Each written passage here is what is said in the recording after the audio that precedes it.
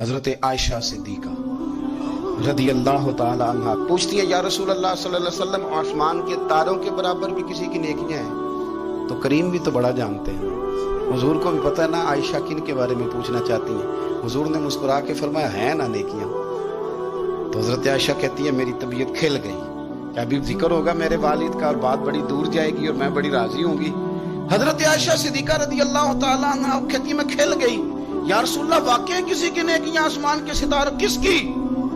فوراً ان کا خیال تھا حضور سیدنا صدیق اکبر کا ذکر کریں گے، تو حضور مسکرائے، فرمایا عائشہ آسمان کے ستاروں کے برابر نیکیاں میرے عمر کی ہیں۔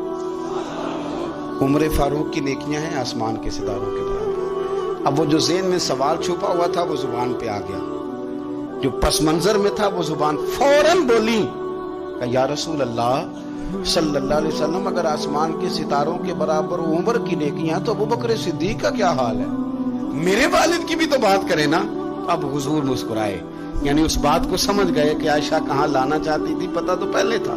اب رسول کریم علیہ السلام نے فرمایا عائشہ آسمان کے ستاروں کے برابر نیکیاں ہیں میرے عمر کی، لیکن ابو بکر کی زندگی کی ایک نیکی عمر کی ساری نیکیوں سے بڑھ کر